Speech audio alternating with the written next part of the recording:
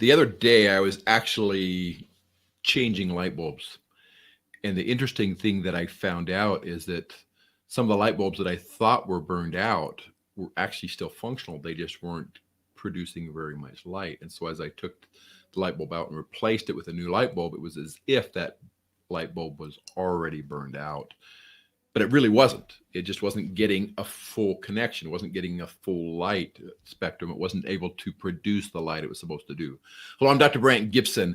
And one of the things that we commonly do when we're trying to be our best selves is we're only using a portion of who we are. We're only taking a little piece of who we are, and we're not truly being concordant in that we're using our strengths, talents, and weaknesses all together.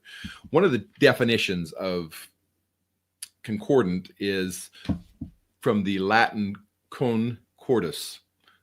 Con is with or together, and cordis is heart. And so you're basically saying, okay, one heart, everything together. So you have one distinct purpose. And really what that comes down to is that you're actually able to accomplish what you're doing because you're all focused on one thing, one distinct purpose.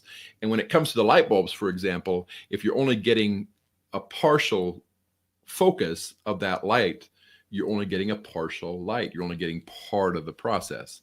So when you're trying to get full power, full strength of the light, you need to get basically contact with the entire thing, the whole light, the whole heart, and be able to focus that way. So one of the secrets to giving off the full light that you're able to do is getting the full contact in your purpose. And to do that, you need to get very, very good at finding your purpose. You need to get very, very good at picking your purpose and actually moving forward on it. So how do we do that? You could have a really, really broad purpose. You say, I want to make the world a better place. But to get full contact on that, you have to be a lot wider. And that doesn't seem to work quite as well. Whereas if you say, okay, my high arching vision, my ultimate impossible dream is to make the world a better place. And then what I'm going to do so that I could actually get full focus, get my one heart focused on this one thing, is I'm going to take a hard goal and place it underneath this transformative goal. This hard goal is something I'm going to have to work on, that I'm going to have to focus on and get to, but at the same time, I can still get exactly what I want. Let me take this a step further to kind of make this a little simpler. For many years, I actually worked with the Boy Scouts of America. I worked with young men. And one of the things they would do at scout camp is they would go shoot 22s. They'd go rifle shooting, and they would actually aim for a target. And the goal of that process is to get all their shots within a quarter size area on the target. They didn't say you have to hit the bullseye. They were just saying you need to get to one spot and focus on that one spot and get all of your shots in that area. And they would practice in get groups of 3 or groups of more in those areas to try to get that. So if they had a group of 5 in there, great. If they had a group of 3 in there, great. And they're shooting 5 shots at a time. So by focusing, by getting better at focusing, they actually got better at this. One of the things they would do as the week went on, it got closer to the end of the week where they're having a harder time reaching those goals, is they would put a scope on top of the rifle.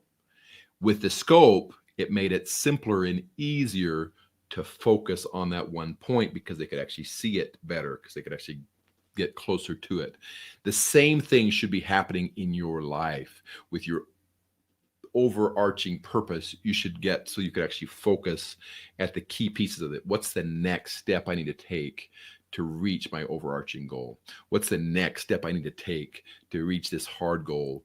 And possibly even create little daily goals that you're going to focus on. I'm going to hit this goal and this goal and this goal, all working for this high arching, this high hard goal, which by reaching this high hard goal, it's going to be one of the steps to reaching this transformative goal that's going to take me a lot longer to do.